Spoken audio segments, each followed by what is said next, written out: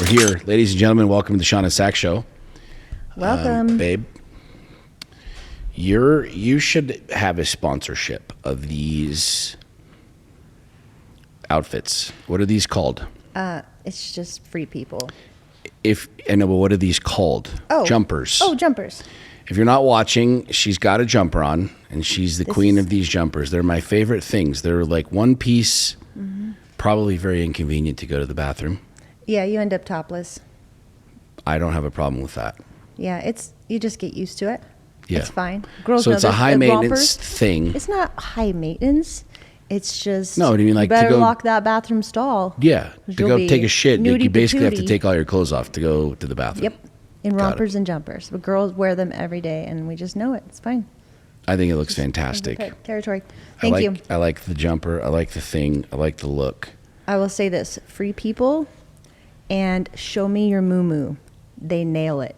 They're all of the ones. Show me your moo-moo? Uh-huh. Moo-moos are those big dresses for old ladies. That's the name of the company, and they make the cutest stuff. Really? It's very misleading. Big shout out. We should make sure that we're tagging free people and show me your moo-moo. I'm wearing free people boots too. It's just, and I have a free people coat on. You're a walking But here's billboard. the deal. I shop their sales because they're a little pricey.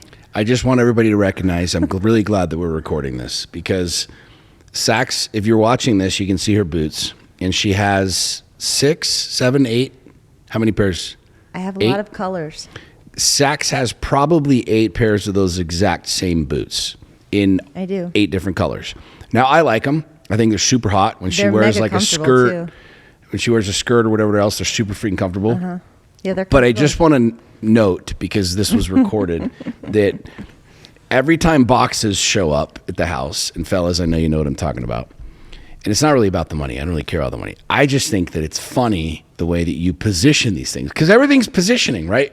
Hey, babe, I want to try this crazy thing in the bedroom. If I was just like, yo, let's go do this, or I was like, hey, babe, so I've been doing some market research, and I'm thinking that you would really enjoy this position or this thing. There's thought of the obviously thing that we need to strategic do. seduction that we've learned about marketing, and there's things. The way that you position your purchases with me, I think, is very funny. It's not really with you. It's that I'm honestly proud of myself. It's like it satisfies this, like, yep, I did that. Yeah. I could have just paid retail. Yeah. But the irony to that is I hate hustling. Like, we're in Mexico and I'm at this adorable shop, and I can't do that hustle. Yeah, we went to this dress shop. It's like annoying though. It feels disrespectful. But if I can find a bargain online, then I feel like I won without being like that guy. I hate those we're standing outside. We were down at our house in Cabo, and I'm standing outside smoking a cigar, and she's inside with who are you with? Hannah, and they were shopping, and it's this really cute little dress place, and they have all these really cool dresses and whatever. And so Sax finds this bag and these dresses and the whole thing, and she comes out and she's like, "Hey, I need you to come in." I'm like, "For what?" She's like, "I need you to like bargain with these guys. Come do the Will you hustle." come do the hustle part? I'm like, "No, I'm smoking a cigar." I'm like, "You're a freaking badass single mom who's like been the bad bitch her whole life. You I freaking was a hustle." realtor for a long time. Yeah, I you can hustle. do it. I just, maybe that's why I'm like, I don't want to do that. And there was zero hustle involved in I that. didn't. I was You like, just okay, paid, I'll just you paid them pay. retail. It's cool though. They But I were. do think it's funny the way that you position your boots. Anyways, moral of the story, Sax is free-birded out. Freebird, we really enjoy you. She really enjoys you, and we would not have any opposition to you sponsoring the Sean and Sax Show. That'd be great. In specifics, the Saxony Whalen wardrobe. I will say this. I don't know how it happened. Somehow, Freebird, is it Freebird? Free people. No, the shoes. Free people. But there's Freebird. Yes. Shoes, correct? Correct. Somehow an ad showed up on my timeline the other day. They make some really cool dudes, guys' boots. Yeah. That used Like very Burning Man-esque. There's some really cool ones. I used to be more free-birded. Now I'm way more free people. Yeah. Anyways, so that's that. So yeah, we were having some really cool conversations in Cabo, and we were talking earlier about the podcast, and a topic that came up that we wanted to talk about today was really this idea and this notion of change in a relationship and being able to change. Am I wording that right based off our conversation? Sure. And really being able to understand the pivotal role of change. Like, we all know this, right? This is not revelatory. This is not something that you guys have never heard before. Everybody knows change. We all expect it. We all have come to be, comfortable with it. But in a relationship, it's interesting because we become very predictive and very adaptive creatures to a way of being. Correct. We do it this way. This is how we argue. This is how we talk. This is how we communicate. This is how we fuck. This is how we do this. This is how we do this. Like, very predictive. Routines. And yeah, we become very comfortable with these routines. And when you kind of throw a wrench in there, or you throw a bit of a change, or you throw a curveball, it's not only awkward for a minute, but it might actually become part of like what's resistant to that change is we don't want to throw the curveballs in there. We don't want to throw these things in there. And we've had a lot of conversations with a lot of people where the response has been, well, if I sit, like specifically with guys, like when I'm talking to guys, and guys often are talking about sex, okay? They want to talk about sex. They want to talk about spicing it up, livening it up, getting some mojo going in the bedroom and the whole thing. And my first response to guys is, well, go tell your wife. Like, just go tell her what you want. And 99% of the time is, I can't really tell her. She's going to think these things. This is how we do it. This is how it's been done. And if I inject this, that's going to it might cause problems. And that's really what we wanted to talk about, is not necessarily the fact that like, hey, you want to install a jungle gym in your bedroom and a swing and you want to freaking get down and dirty and get all wild, but it's the awkwardness, the uncomfortable nature of injecting something new when we are these creatures of habit.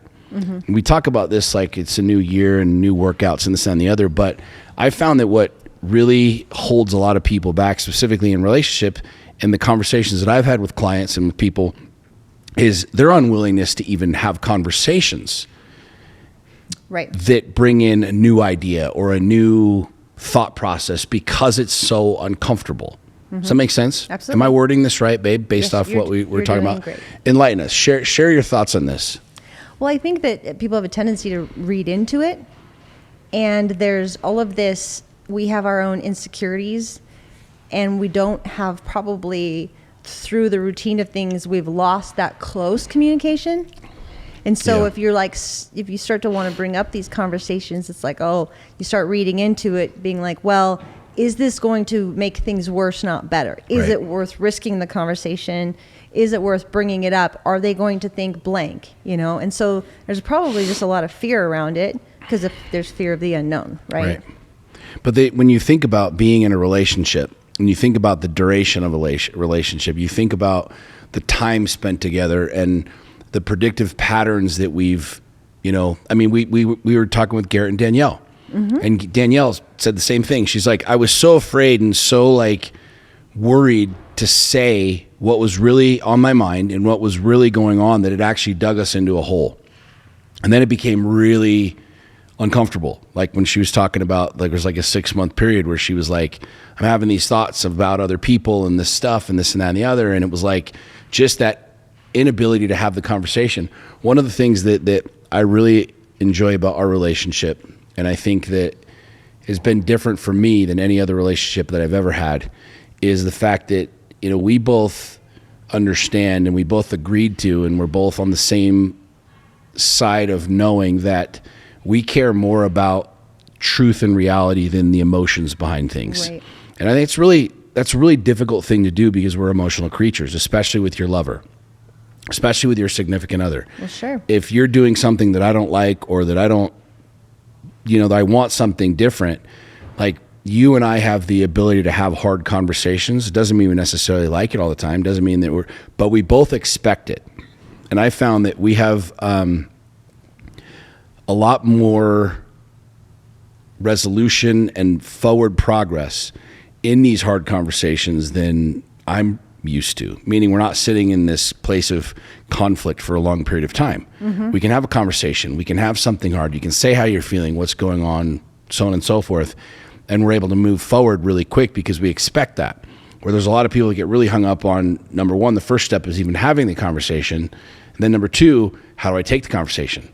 Am I okay with it? Am I willing to hear my person. And I really think for me, that boils down to our friendship. Yeah. It boils down to our friendship. Like if you're friends with somebody, right? If you think about just being friends. And not friends as uncomfortable, like there's no romance. Friends in like, we know we've got each other's back. Yeah, but no friendship. Like think about your friend.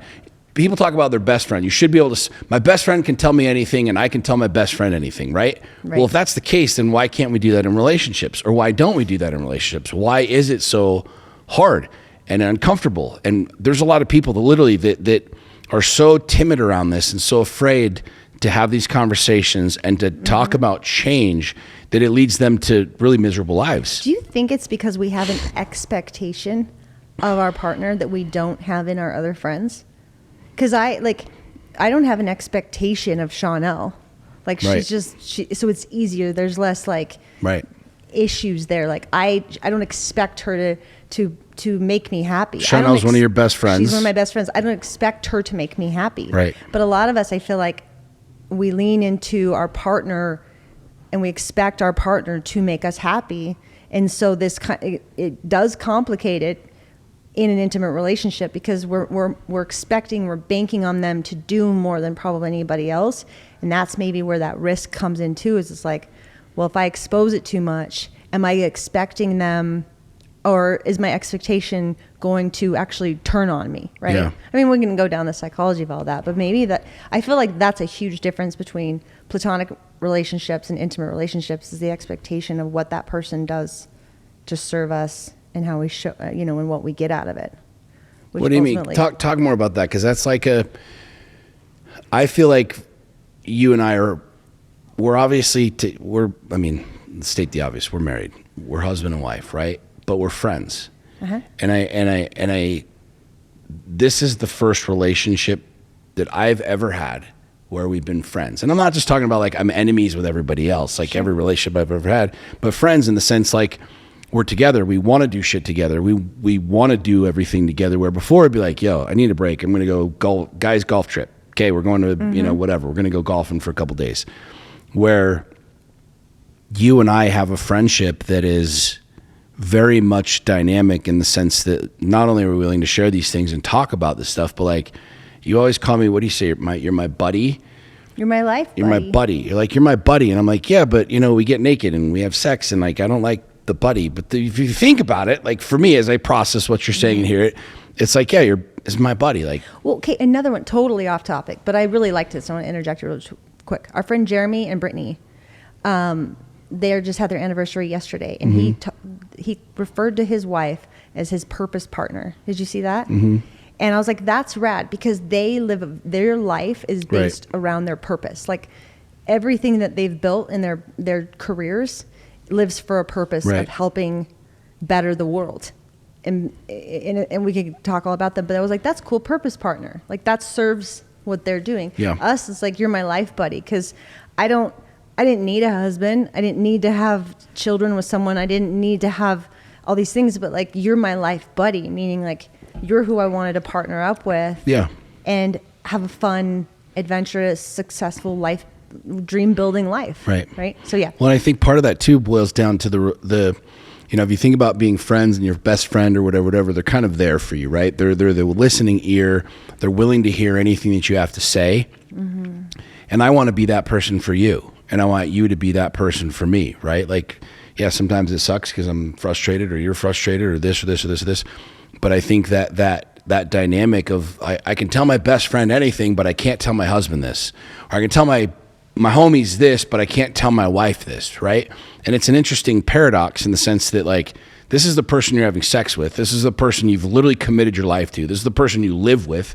This is the person you've made babies and had children with. Mm-hmm. But yet it's easier at times to talk to your friends than it is to talk to your wife or your husband, so on and so forth. Mm-hmm. Does that make sense? Yeah. It's weird. It's an odd thing. Mm-hmm. But I have found like for us, the directness of the communication, like us stripping that away, there's literally nothing that I am uncomfortable talking to you about that I would be, say, comfortable talking to Richie about. Right? Like, there's nothing that I would be uncomfortable talking to you about that I could go talk to, Alex or any of my friends, right? Sure. Like, that doesn't exist in our space. And I think that we've probably been in that world of living the other way, where we don't say it, we don't want to rock the boat, we don't want to do this, we don't want to do that. And I feel like that's really, as we talked about this down at Cabo, like there's so many couples that struggle with this, that struggle with that directness. I mean, it boils down obviously to Don Miguel Ruiz, the 4 agreements, right? If you're not taking things personally and you're impeccable with your word and you're not making assumptions, it's like let's just use sex for example. Why? Because that's what we do. And we should just use sex as an example for everything. I mean, imagine for a second you've been married for an extended period of time and you're not happy with your sex life, right? And you don't want to say anything because it might offend the other person and they might feel bad or this, that, or the other. You end up spinning yourself into this really uncomfortable world where you're not getting your needs met.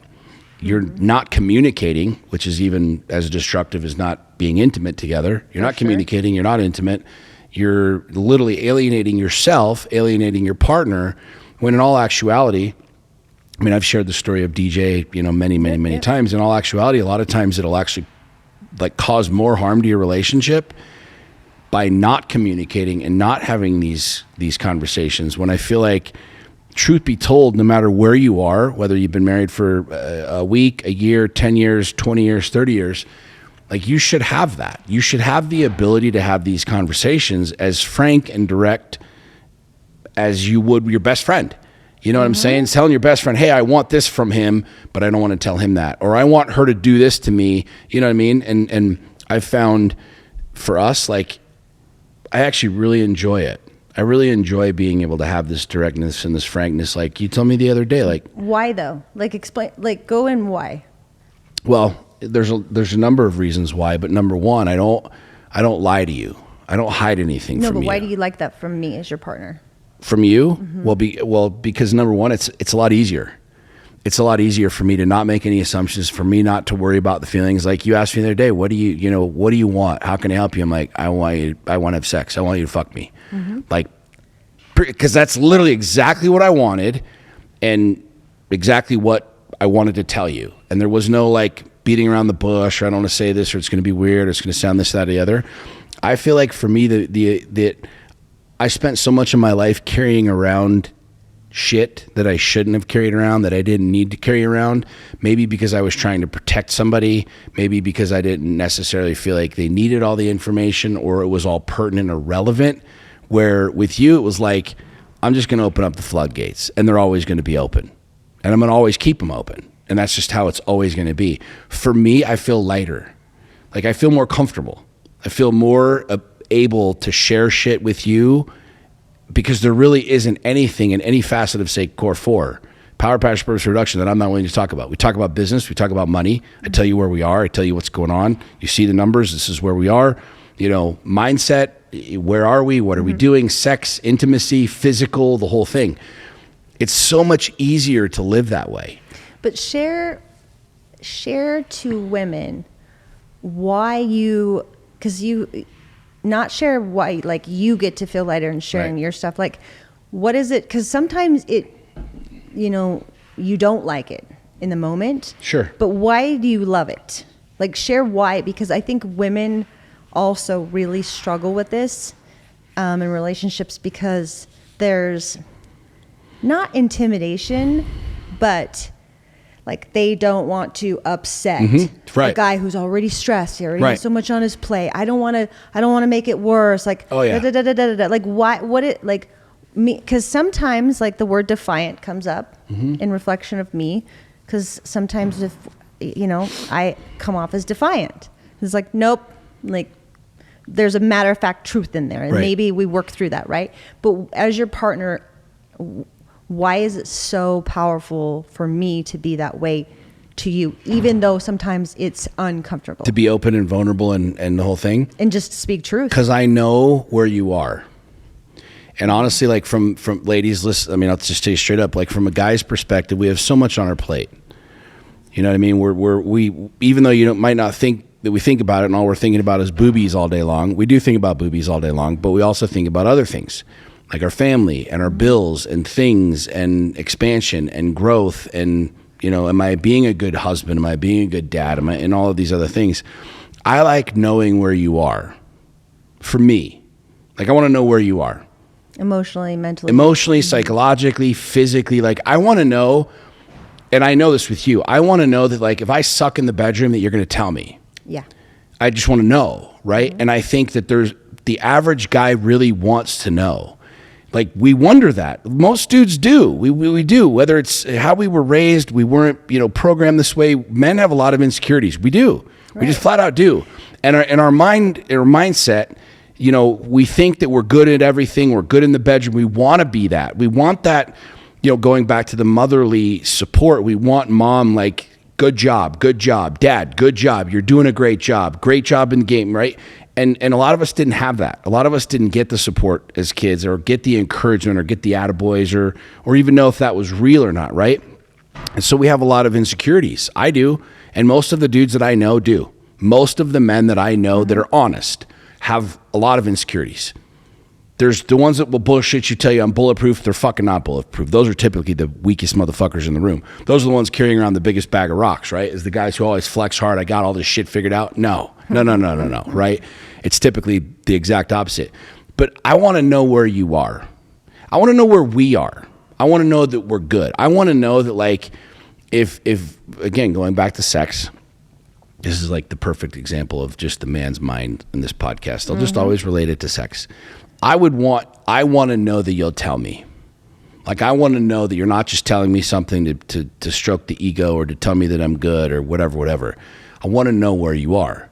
And have I? Yeah, Have I 100%. direct? See, you're great. You're fantastic in the bed. Obviously, I married you. Like, right. I knew I wanted shacked up with my life with you. But there has been times when I've, like, hey, do this. Yeah. Or adjust this. Does that offend you? No, not at all. Okay, awesome. Like, ladies, see that? Yeah. Does not offend him. No, and I promise you too, like, listen, and I'm just telling you straight up, as a guy who's running, and use me as an example of an average dude. I'm far from average, but men want to know. We want to know where you are.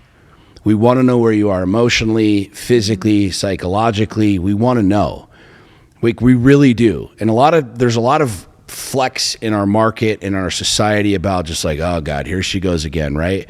But truth be told, that's our shit. That's a guy's shit, right? Because we have to flex, and there's this idea that we got to be the tough guy, and I'll hear the old lady. And I think, again, this rabbit hole goes really, really, really deep, about not respecting women, about the masculine and the feminine. We've kind of muddied the water big time in our culture and our society with, like, what's strong and what's weak and what's strong, what's noble and what's not. We're old school. Like, I run the shit.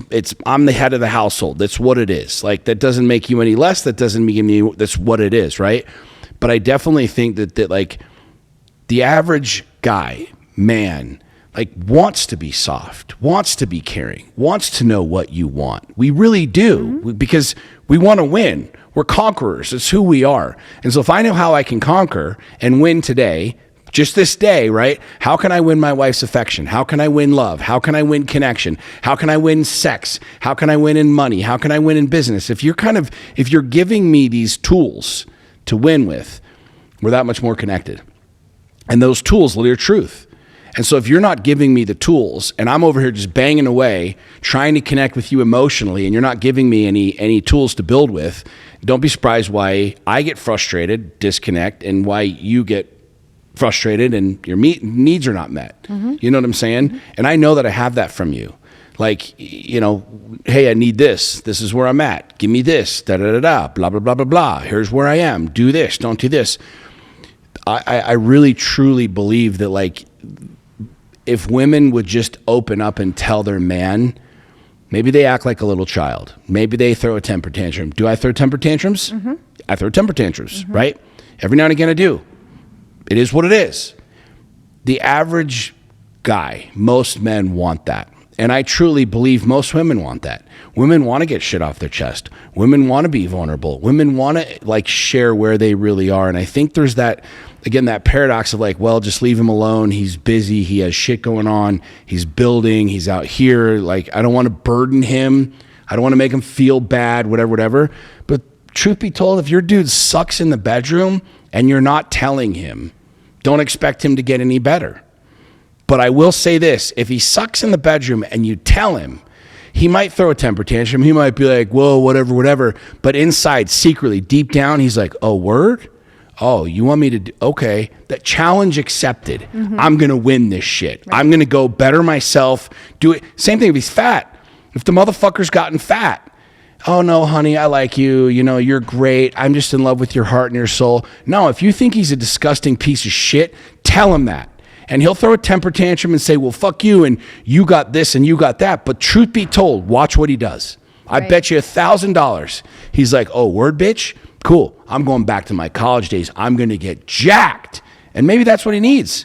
Maybe that's exactly what you need, right? I know that women are different. Like you look at David Dita, The Way of the Superior Man, he talks about like if your woman's gained a bunch of weight and instead of saying, hey, why don't you go to the gym and work out? It's going to offend you by saying, hey, you know those stretchy pants or the yoga pants that you wear when you go to the gym? You're super fucking hot in them kind of a deal. He's like, there's that reverse psychology in dealing with women. Sure. But with men, dude, honey, just give it to us. What? I would beg to differ. What do you mean? I think that the reverse psychology, this is where the joke of, you know, we have to make it your idea and then it's done. Right. Women are really good at making their idea convert into, it becomes your idea. And that we're totally fine with that. We were telling this the other day on date night, and he was kind of like, I don't know if I like this. And I was like, this has been going on since women. What do you mean? When it's like, I was joking with you. I was like, no, we just know we'll figure out a way to make it your idea. Because once it's your idea, you're committed. Cool. You're in. You'll make it happen. It's like, cool. Do it. But one thing though is you have to be also like, let things land, because if your partner if you expect them to speak openly and vulnerably and speak, you know, tell you the truth, you can't be an asshole every time. Well, because eventually it's like you kick a dog enough times, he's not going to come around. Sure. Like you have, I mean, yes, of course, like there are adjustment periods, but you have to learn to like bite your freaking tongue. Like you have to allow. Bite your tongue when you're hearing something. No, yeah, but hang on a second, because I don't know if I agree with that but I might be mishearing you. You got to be tired. I could be. You have to be now. You have to be able to share this openly, right? But this is where the point of what we were talking about, and I want to get back to this is. I think a lot of people have gotten to a place where they've just become so accustomed to a way of being or a way of talking or a way of communicating or the way that it is, but they truly want something different or want to explore and expand and go like, hey, we're not happy here. Like, let's go. Right. But they're not willing to have that conversation. Now, this is why you and I are massive advocates of communication, period, end of story. Put it all on the fucking table. There's a lot of people that disagree with us, say, well, be sensitive to their thoughts and their emotions. I don't give a fuck. I told you this when we were dating.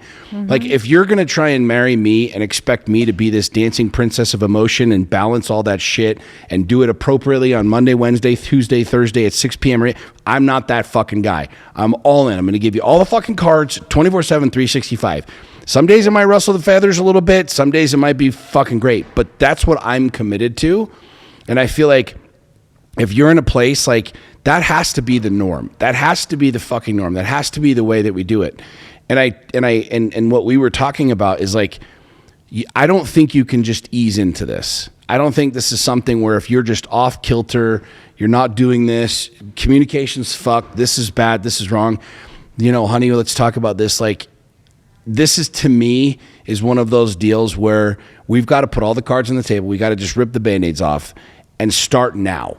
And this has to be the new norm. It's just like anything else. Like the reason people they get out of shape and they don't ever get back into shape is because they just become so accustomed to the way it is that they're afraid of the discomfort. They're afraid of the work, and they just almost like it's too far gone. I'm too far gone. We're too far. Look, we've been married for 15 years. This is the way that it is. Let's just fucking keep, you know what I'm saying? We're almost dead. Let's just stay on the path that we're on. But secretly, you're like, this fucking blows. This sucks. I want more. I want deeper, right? And I don't think that there's like a course or a thing that's just going to allow you to kind of ease into it. And there's people that will disagree. But what to your point, when you're saying biting your tongue and being an asshole, I don't think that you're being an asshole by telling me the truth. I don't. Now, if you wanted to be an asshole, you can be. And if I want to be an asshole, I can be. And there's a big difference between me telling you the truth and me being an asshole. There's a big difference between you telling me truth and you being a bitch. You know the difference. Because you know the buttons. You know what I'm sharing with you is my truth, and I want this to build us, versus, you know what, fuck you, I'm mad at you. I want to say something or do something that's going to poke the bear a little bit. Does that make sense? And I really feel like if you've been married for any period of time and you love each other, like, you have to both be committed to this reality of saying, hey, what I'm hearing right now is your truth. And you have to be committed to that. Like, I'm going to tell you the truth. I'm not poking the bear. I'm not trying to make fun of you. I'm not trying to say anything. I'm not trying to be whatever. And we're there. And I know that we're there. And that's the one thing that, like, I really love about our dynamic, is that we've both been so committed and became very committed in this relationship versus anything else to the truth above everything else. Yeah, absolutely. And when you're talking about with women, like, women, you got to listen, man. I promise you, you might hurt his feelings. He might get a little butt sore. You might deflate the ego a little bit. He might be walking around, Captain Big Dick, look at me, I'm the fucking man. And all of a sudden you tell him, hey, you're not this, or I want this, or this isn't good, or whatever. It's going to deflate the ego a little bit. But I promise you, the long game, fuck, dude. You're going to open up a Pandora's box of growth, of depth, of communication, of connection. And fellas, the same thing, man. I promise you, your wife, we've had, I can't even tell you how many conversations with different people, but going back to my buddy DJ, it was the perfect example. I don't want to tell the whole story, but here's a guy who was married, and all of a sudden, like, he wanted stuff different sexually. He was afraid to talk to his wife. So instead of having these deep conversations, he went out and found love and connection outside of the marriage, almost completely ruined his life, ended up getting another girl pregnant, and it was just a total cluster screw. And he was literally, like, on the ropes when he met me. And I said, dude, you got to just tell your wife. You got to just, I mean, she knew he knocked up another chick and she wanted to stay. And the most fascinating part of this reality was, I challenged him. I said, dude, when you go home, he came to the Lions on Sheep experience. I said, when you go home, you have to just sit down and tell your wife everything that you tell her, everything, bro. What's in your heart, what's in your mind. And what's crazy is he sits down, and again, his mind was, if I tell her all these things that I want sexually, she's going to think I'm like a pervert or whatever. He ends up sitting down, having this conversation with her, telling her all these things. And literally her words back to him is, why didn't you tell me this? I want the same thing. And so he built this entire crazy experience, all simply because he wasn't willing to tell the truth. And the truth was, she actually wanted it. Well, and to add to that, though, is it's not just, I love that story, but every time I hear that story, it's still just as much both partners' responsibility to speak up and share their truth. And this is why we're having this conversation. It's like, we really can't wait around for the other person to initiate or express their truth first, because then it's safe. Like, you have to speak your truth, because one of you will inevitably start first, but don't wait to be second. Right. Does that make sense? Because, like, I honestly, like, this is one thing I will say we are probably the best at, and maybe that's why we've had what I would call a lot of turbulence, because all of a sudden we were both just like, you mean when we first got married? Yeah. I mean, yeah. And truth. And it's like that's like driving down a cobblestone road, right? It's not a smooth, easygoing highway, right? But once you acclimate to what that feels like, that turbulence that goes away, and it's just like, all of a sudden it's like, oh, that's the norm. It's your streamlined. Right. To me, it's like there's no fat on this. It's just it's very lean and like direct, and so you don't spend a lot of time wondering or thinking it's. And I would say you just totally acclimate to becoming better, and it just becomes becomes better. Well, and that's something that I again, like, I love about our dynamic, and I love about our relationship, is most of my life I've questioned, is she telling me the truth? Is he telling me the truth? Like, is this real? Am I, how are we doing in the bedroom? Oh, you're great, honey. I'm like, okay, cool. Yeah, are you cool? Like, is that for real? Hey, how you doing? Oh, I'm good. and you're wondering, like, are you really good? And we've gotten to a place now where, like, I mean, last night I was up at 2:30, 3 o'clock. It was 3 a.m. I couldn't sleep. I'm on my phone. I'm working. I'm writing some things down. I'm just laying in bed, and you know, you rolled over and you were like, "What's up?" And I just told you, I was like, "I'm stressed. Like, I got a lot on my mind. I'm super fucking stressed." And I wasn't like, "Oh, it's okay. Go to bed. I'm good." Like, I just there's no mincing words with me. Like, I told you that, right? And you know, you did what you did, which was very great, and you helped alleviate that stress. You literally fucked me, and it was great.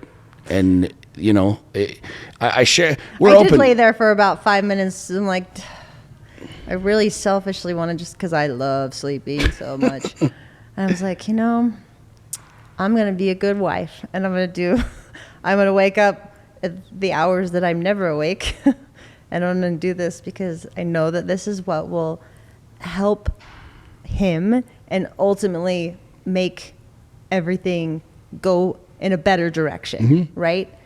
And I can give up 20 minutes of my sleep. And no, it was like I chose us over myself in that moment. I just did. And you didn't ask anything of me. That was purely my decision, but that was my thought process. Yeah. Like, I could just be selfish and just keep sleeping, which is what I shouldn't say sleeping is selfish. It's not. But in that moment, I was like, I'm pondering two things. I should probably do the one that'll help him go to sleep, because that light from his phone is not helping me sleep. So here's the win-win. Basically, in order to get the light to turn off, you just fucked me and said, "All right, now put your phone down." Wake up with a phone, like, wake up.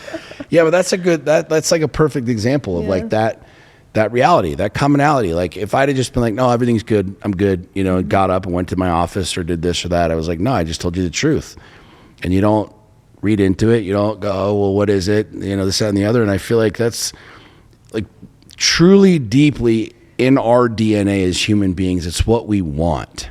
Yeah. We want to not wonder. We want to not be scared. We want to not walk on eggshells. I don't think anybody does. I don't believe any relationship, any marriage is happy with, "I'm not really 100% sure, but it's good enough." I don't think anybody is. And I don't think men like not being able to share and not sharing because they're worried about the emotions or the backlash of the emotions.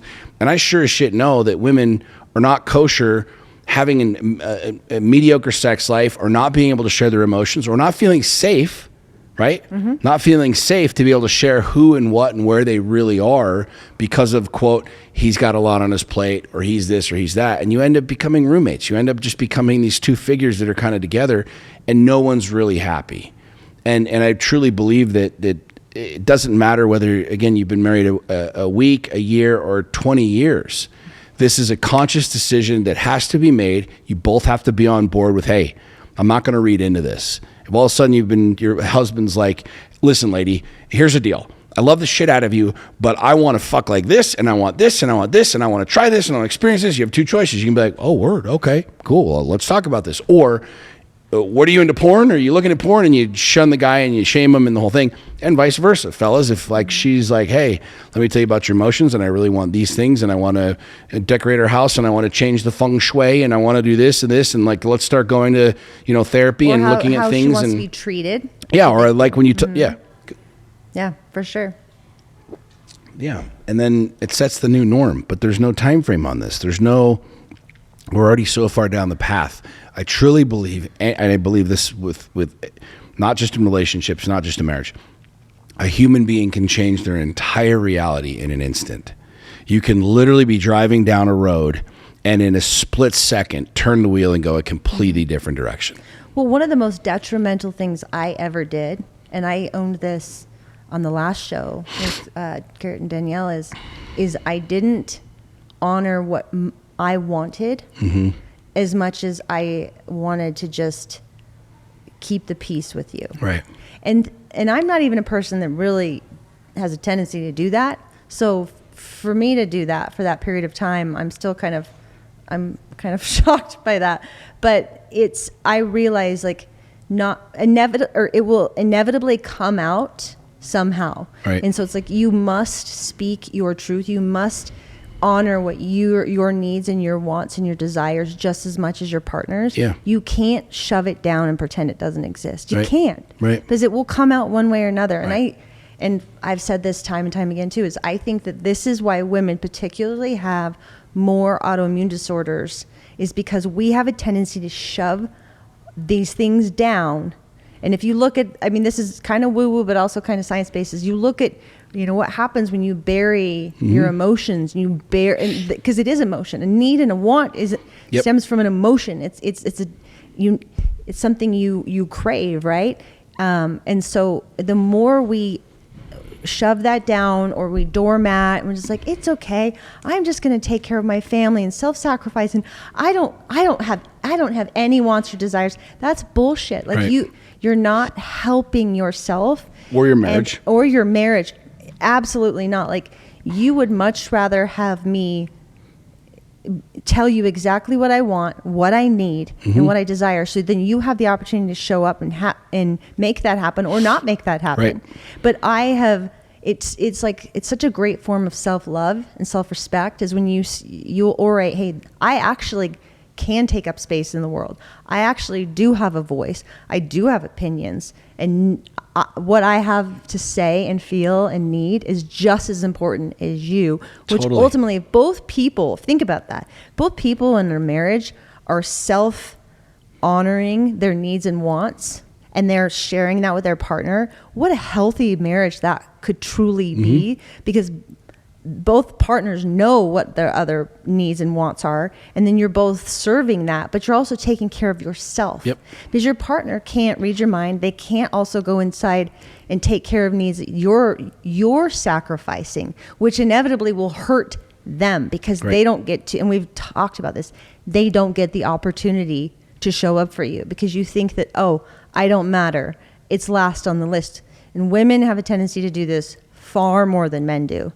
And so this is like, there's no harm in taking up space, Yep. right? And using well, your and voice. it's detrimental for men too, because we're innate.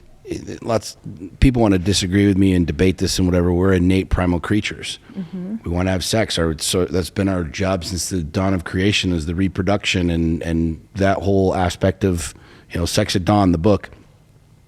But the reality is, like, guys, as you start burying that and burying your desires and burying that communication, you turn to porn, you turn to infidelity. Like, you're not getting your needs met over here, and so the first chick who flirts with you, or somebody at the office, or somebody at the gym, shows you any kind of attention or whatever.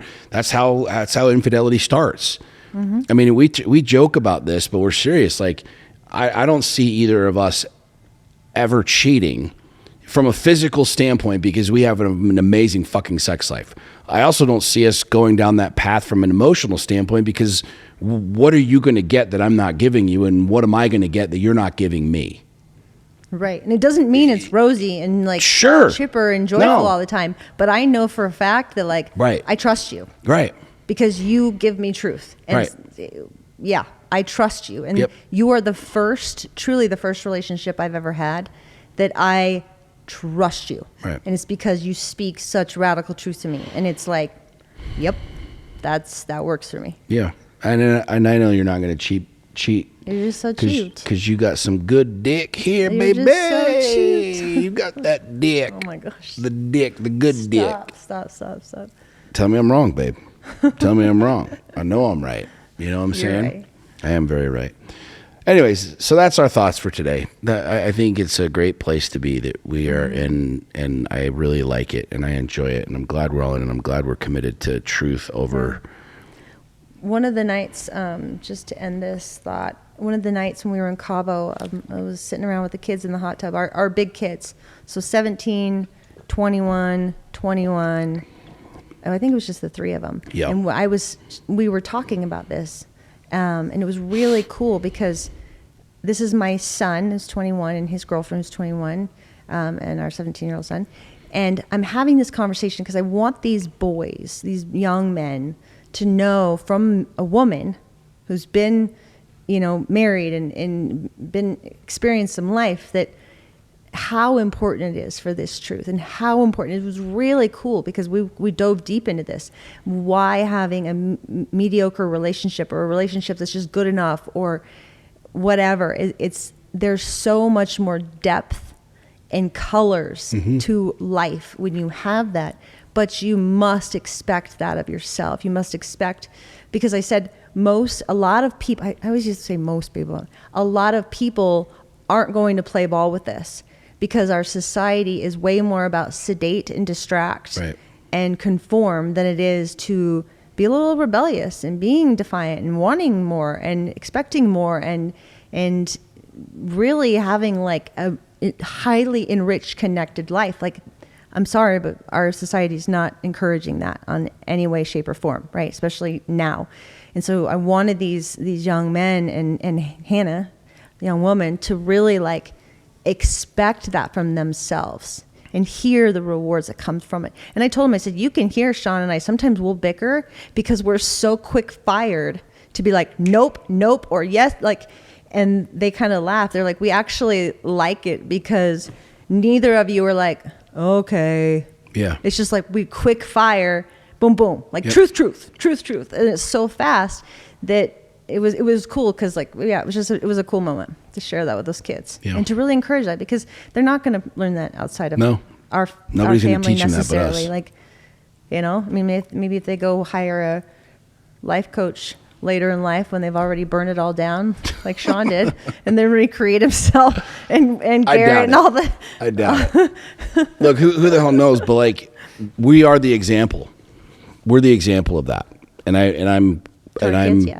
I'm really proud of that. I'm proud that like not even just to our kids. Like my ex-husband is really close to our family. Like and it's really incredible because people are like, how is he so close? How are you, what? And to me, it's like, I love the fact that we've created this culture to where everybody's like, damn, I want to be more. I want to do more. Like, he said that after Lions Den Live, and I loved that. He was like, you guys inspire me to want more. And I was like, that's freaking amazing. And that makes me just happy because I'm inspired by us. Yeah.